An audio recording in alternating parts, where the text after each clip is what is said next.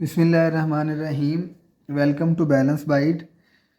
Financial accounting chapter number 4 हम discuss कर रहे थे एडजस्टमेंट का, जिसमें हमने लास्ट लेक्चर में पढ़ा था कि एडजस्टमेंट क्या होती हैं, वाई वी नीड एडजस्टमेंट, और उसकी क्या लीगल बाइंडिंग है जिसकी वजह से हमें एडजस्टमेंट करनी पड़ती हैं, कौन से ऐसे इवेंट्स हैं जिनको एडजस्ट करने की ज़रूरत होती है। और फिर उसके साथ हमने डेप्रिसिएशन की एडजस्टमेंट जो थी वो पढ़ी थी। आज हम डिस्कस करेंगे फर्दर जो एडजस्टमेंट है, जिसमें सबसे पहली एडजस्टमेंट है एक्सपेंस। तो एक वीडियो मैंने अपलोड की हुई है हेड्स ऑफ अकाउंटिंग की, वहाँ पे जाके मैंने एक्सपेंसेस को डिटेल में डिस्कस भी किया हुआ है। तो उसका लिंक भी जो है वो यहाँ पे मैं आपके साथ शेयर कर दूँगा, डिस्क्रिप्शन में वो लिंक होगा, तो आप वो भी जाके देख सकते हैं। तो एक्सपेंसेस वहाँ पे मैंने डिटेल में बताए हुए हैं। यहाँ पे हम एडजस्टमेंट के तौर पे इसको अंडरस्टैंड करते हैं। एक्सपेंसेस का मतलब होता है अकाउंटिंग में, जब हम फाइनेंशियल अकाउंटिंग की बात कर रहे हैं तो अकाउंटिंग में एक्सपेंसेस का ताल्लुक बेनिफिट के साथ है।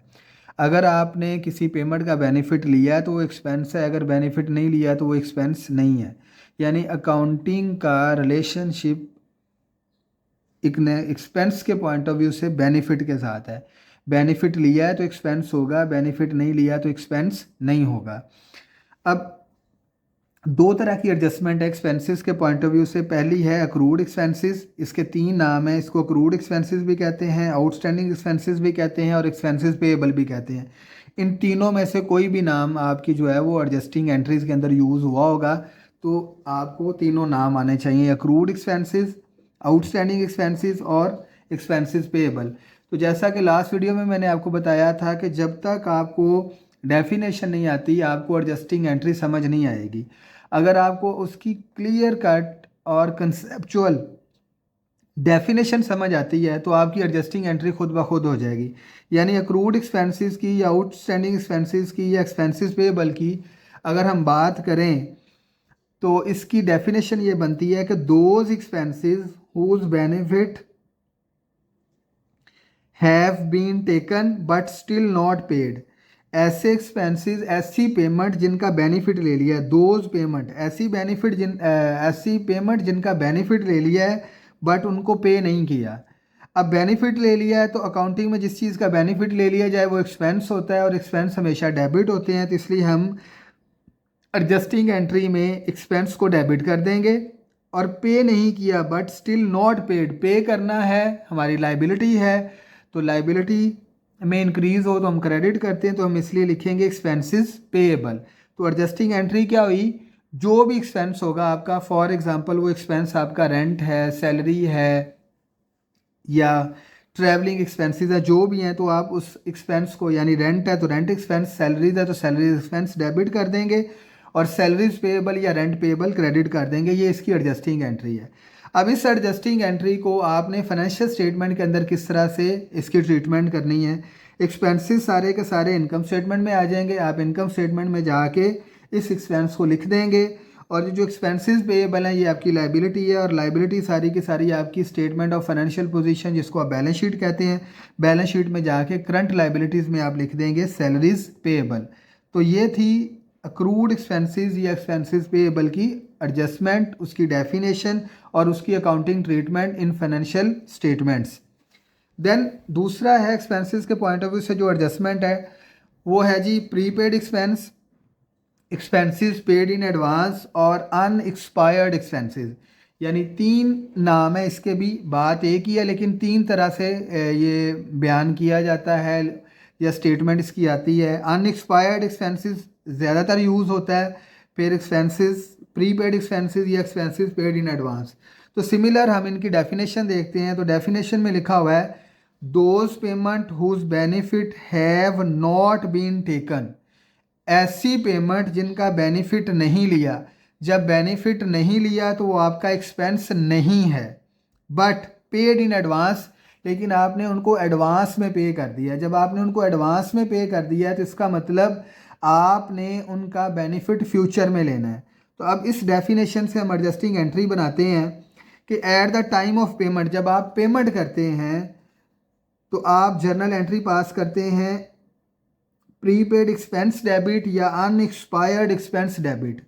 और कैश क्रेडिट, आपने पेमेंट की, कैश एसेट है, एसेट में कमी होगी, एसेट क्रेडिट हो जाएगा, और प्रीपेड और अनएक्सपायर्ड एक्सपेंस आपके पास डेबिट हो जाएंगे, क्योंकि इनका बेनिफिट फ्यूचर में लेना होता है, और जिनका बेनिफिट फ्यूचर में लेना होता है वो हमारे एसेट्स होते हैं। तो इसलिए प्रीपेड एक्सपेंस या अनएक्सपायर्ड एक्सपेंस आपका एसेट होगा, एसेट इंक्रीज हो तो डेबिट करते हैं, कैश एसेट है, एसेट इंक्रीज हो तो क्रेडिट करते हैं। तो जिस टाइम पे आपने पे किया उस टाइम पे आपने ये इसकी जर्नल एंट्री पास कर दी। अब हमने इसकी करनी है एडजस्टिंग एंट्री। अब एडजस्टिंग एंट्री ये है कि आपने इसका बेनिफिट नहीं लिया, तो अब इसमें से जितना बेनिफिट ले लेंगे वो आपका एक्सपेंस बन जाएगा। तो वो भी आपको क्वेश्चन में क्लियरली बताया होगा कि इतना बेनिफिट ले लिया है, यानी 1 मंथ का ले लिया या 2 मंथ का, यानी यहाँ पे वो आपको कहता है कि आपने जी 3 मंथ का रेंट एडवांस में पे कर दिया है। अब फॉर एग्जांपल वो कहता है जी आपने 3 मंथ का रेंट एडवांस में पे किया है, 3 मंथ रेंट, फॉर एग्जांपल 50,000 अगर पर मंथ रेंट है, तो आपने 3 माह का एडवांस रेंट पे किया। तो जब पे करेंगे आप जर्नल एंट्री पास करेंगे, प्री पेड रेंट को डेबिट करेंगे, या आप लिखेंगे जी अनएक्सपायर्ड रेंट 150,000 से डेबिट, और कैश आप जो है वो 150,000 से क्रेडिट कर देंगे। ये आपने जब एडवांस रेंट पे किया तो ये जर्नल एंट्री पास कर दी। अब आपने इसकी करनी है एडजस्टिंग एंट्री। तो एडजस्टिंग एंट्री में वो आपको बताएगा कि जी 1 मंथ जो है वो आपने बेनिफिट ले लिया है। तो जब 1 मंथ का बेनिफिट ले लिया है तो 1 महीने का आपने बेनिफिट ले लिया है, बेनिफिट लिया तो आपका एक्सपेंस है, तो आप लिखेंगे रेंट एक्सपेंस डेबिट, जितना बेनिफिट लिया सिर्फ वही एक्सपेंस बनेगा। और ये जो आपका एसेट था, पहले ये 3 मंथ का एसेट था, अब एसेट डिक्रीज होकर 2 मंथ का रह गया, तो आपके एसेट में कमी होगी, तो आप लिखेंगे अनएक्सपायर्ड रेंट 50,000 से क्रेडिट। इस तरह से आप इसकी एडजस्टिंग एंट्री पास करेंगे। तो ये इसकी एडजस्टिंग एंट्री है कि एक्सपेंस डेबिट हो जाएगा, अनएक्सपायर्ड एक्सपेंस क्रेडिट हो जाएगा। एक्सपेंस जब आपको पता है कि उनकी सारी की सारी ट्रीटमेंट जो होती है वो आपकी इनकम स्टेटमेंट में होती है, तो एक्सपेंसेस को आप फाइनेंशियल स्टेटमेंट में इनकी अकाउंटिंग ट्रीटमेंट करेंगे कि इनकम स्टेटमेंट में एक्सपेंस लिखे जाएंगे। और अनएक्सपायर्ड एसेट है आपका, एसेट में कमी होगी तो एसेट में से जाके आप बैलेंस शीट में जाके करंट एसेट में से माइनस कर देंगे। तो ये इसकी अकाउंटिंग ट्रीटमेंट है कि एक ट्रीटमेंट होगी इनकम स्टेटमेंट में एक्सपेंस हो जाएगा, दूसरी जो ट्रीटमेंट होगी वो करंट एसेट बैलेंस शीट में से जाके कम हो जाएंगे, माइनस हो जाएंगे। ठीक है जी। और लेकिन ये आपको लाजमी तौर पे क्वेश्चन में बताया होगा कि आपने पहले प्री पेड एसेट बनाए हुए हैं, रिकॉर्ड किए हुए हैं, और आपने सिर्फ उसकी एडजस्टिंग एंट्री पास करनी है। ये इन्फॉर्मेशन जो पेमेंट की है ये आपको क्वेश्चन में लाजमी तौर पे बताई। नेक्स्ट है जी रेवेन्यू। तो रेवेन्यू का जिस तरह से हमने कहा कि अकाउंटिंग में एक्सपेंस का ताल्लुक बेनिफिट के साथ है, बेनिफिट लिया है तो एक्सपेंस रिकॉर्ड करेंगे, बेनिफिट नहीं लिया तो एक्सपेंस रिकॉर्ड नहीं करेंगे। इसी तरह से रेवेन्यू का जो रिलेशनशिप है वो अर्न करने के साथ है कि अगर आपने सर्विस प्रोवाइड कर दी है, सर्विस परफॉर्म कर दी है, सर्विस आपने किसी को दे दी है, या आपने वो काम कर लिया है, तो आपने अगर इनकम अर्न कर लिया है, रेवेन्यू अर्न कर लिया है, तो आप इसको रिकॉर्ड करेंगे। यानी जो रिकॉग्नाइजेशन प्रिंसिपल है वो भी यही कहता है कि इनकम को आप तब रिकॉर्ड करेंगे जब आप उसको अर्न कर लें। तो इसलिए अकाउंटिंग में रेवेन्यू का ताल्लुक अर्न करने के साथ है। अर्न कर लिया है तो रेवेन्यू होगा, अगर अर्न नहीं किया तो आपका रेवेन्यू नहीं होगा। अब इसकी भी 2 एडजस्टमेंट हैं, और उसी तरह से इसके 3 नाम हैं, अक्रूड रेवेन्यू, आउटस्टैंडिंग रेवेन्यू या रेवेन्यू रिसीवेबल। ये 3 नाम है। ज़्यादातर रेवेन्यू रिसीवेबल या अक्रूड रेवेन्यू या आउटस्टैंडिंग रेवेन्यू, इन तीनों में से कोई भी एक नाम आपके क्वेश्चन में लाजमी तौर पे यूज़ होगा।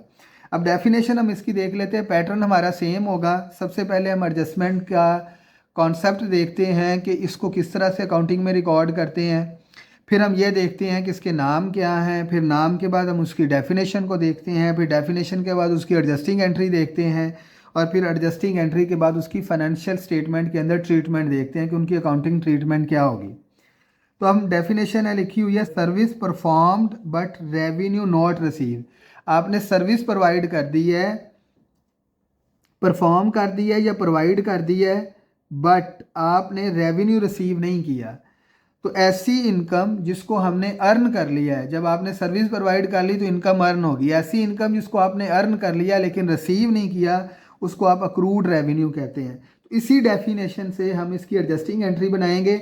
ऐसी इनकम जिसको अर्न कर लिया तो इनकम होगी, इसलिए रेवेन्यू हमेशा क्रेडिट होते हैं, उसको क्रेडिट कर देंगे। और इनकम रिसीव करनी है तो रेवेन्यू रिसीवेबल आपका एसेट हो जाएगा। तो एडजस्टिंग एंट्री क्या होगी? रेवेन्यू रिसीवेबल डेबिट और रेवेन्यू क्रेडिट। यानी आपने इनकम अर्न कर ली तो आपकी इनकम है, इनकम में इंक्रीज हो तो क्रेडिट करते हैं। दूसरा आपने रिसीव करनी है, आपका रिसीवेबल है, रिसीवेबल आपके एसेट होते हैं, एसेट इंक्रीज हो तो डेबिट करते हैं। अब इनकी फाइनेंशियल स्टेटमेंट के अंदर ट्रीटमेंट क्या होगी कि रेवेन्यू रिसीवेबल आपके बैलेंस शीट के अंदर करंट एसेट में लिखे जाएंगे और जो रेवेन्यू है वो आपकी इनकम स्टेटमेंट के अंदर क्रेडिट साइड पे लिखी जाएगी। ये आपकी इनकम होती है, रेवेन्यू आप इनकम स्टेटमेंट में रिकॉर्ड करते हैं। सिमिलर दूसरी तरह से जो रेवेन्यू की दूसरी एडजस्टमेंट है वो है unearned revenue, revenue receive in advance और प्रीपेड रेवेन्यू। तो इन तीनों में से कोई एक नाम आपके जो है क्वेश्चन में यूज़ होगा। उसी तरह से हम इसकी भी पहले डेफिनेशन पढ़ लेते हैं। आपको ये तीनों नाम आने चाहिए, इनके मीनिंग आने चाहिए। तो डेफिनेशन क्या है कि सर्विस नॉट परफॉर्म या provide but amount receive in advance. आपने एक अमाउंट एडवांस में रिसीव कर लिया है लेकिन आपने सर्विस प्रोवाइड नहीं की, तो ऐसी इनकम जिसको अर्न नहीं किया लेकिन रिसीव कर लिया उसको हम अनअर्न्ड इनकम कहते हैं या प्रीपेड रेवेन्यू कहते हैं।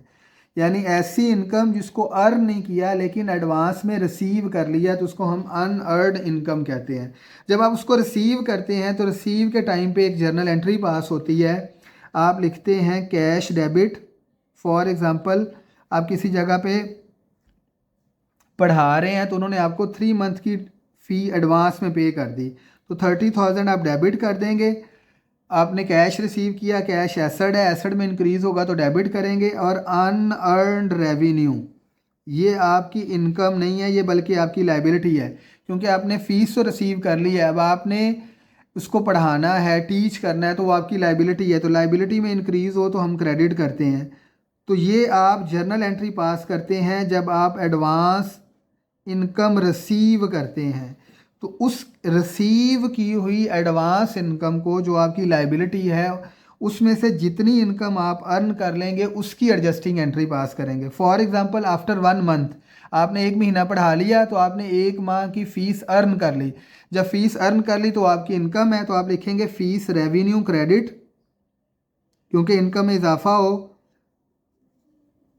तो हम उसको क्रेडिट करते हैं। तो आप 10,000 से उसको क्रेडिट कर देंगे और आपकी लाइबिलिटी भी कम होगी। पहले आपके ऊपर लाइबिलिटी थी कि आपने 3 मंथ आपने पढ़ाना था, अब आपके ऊपर लाइबिलिटी है कि आपने 2 मंथ पढ़ाना है, तो आपकी लाइबिलिटी में कमी हो रही है। लाइबिलिटी में कमी हो तो हम उसको डेबिट करते हैं। तो हम लिखेंगे अनअर्न्ड रेवेन्यू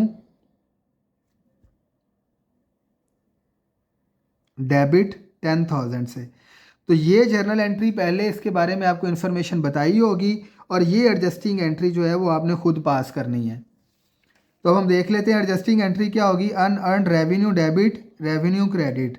अब अनअर्न्ड रेवेन्यू आपकी बैलेंस शीट में लाइबिलिटी होती है, लाइबिलिटी में कमी होती है, अब लाइबिलिटी को कम कर देंगे और रेवेन्यू आपका इनकम है और इनकम जो है वो आपकी जाके इनकम स्टेटमेंट के अंदर आप लिख देंगे या इनकम में ऐड कर देंगे आप। तो ये थी आपकी सारी की सारी एडजस्टमेंट। इनको आप अच्छी तरह से वीडियो को सुनिएगा। किसी किस्म की कोई बात समझ ना आए तो कमेंट सेक्शन में जाके आप मैसेज कर सकते हैं। नेक्स्ट वीडियो में फिर हम क्वेश्चन जो है वो सॉल्व करेंगे। Thank you so much. अल्लाह हाफिज़।